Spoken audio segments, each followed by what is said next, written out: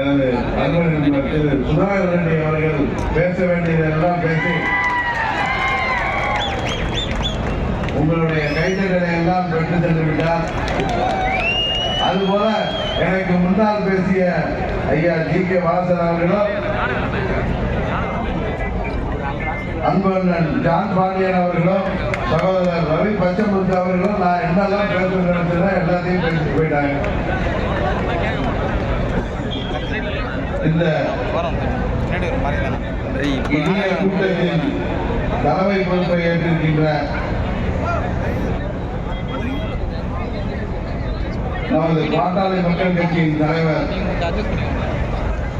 முன்னாள் மத்திய அமைச்சர் பாராளுமன்ற உறுப்பினர் எனது அன்பு சகோதரர் அன்புமணி டாக்டர் அன்புமணி ராமதாஸ் அவர்களே,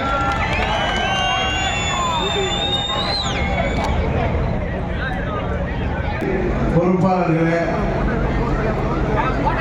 நிர்வாகிகளே,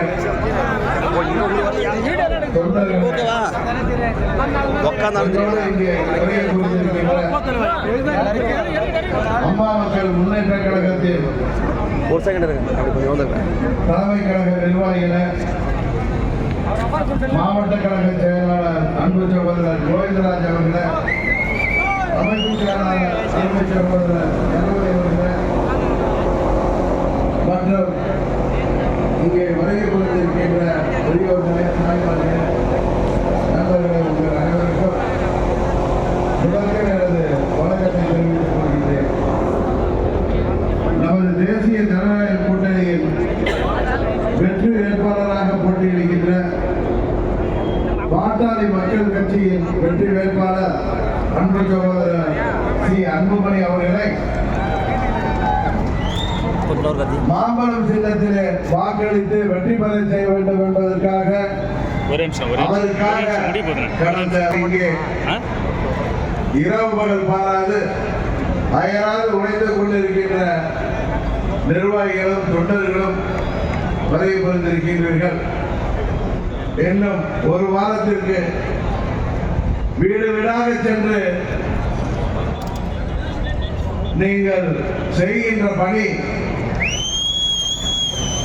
2026 தமிழ்நாட்டிலே நமது தேசிய ஜனநாயக கூட்டணியின் ஆட்சி அமைவதற்கு அச்சாரமாக நமது விக்கிரவாண்டி தொகுதியிலே நீங்கள் பணியாற்ற வேண்டும் என்று உங்களை பணிவன்போடு கேட்டுக்கொள்கின்றேன்.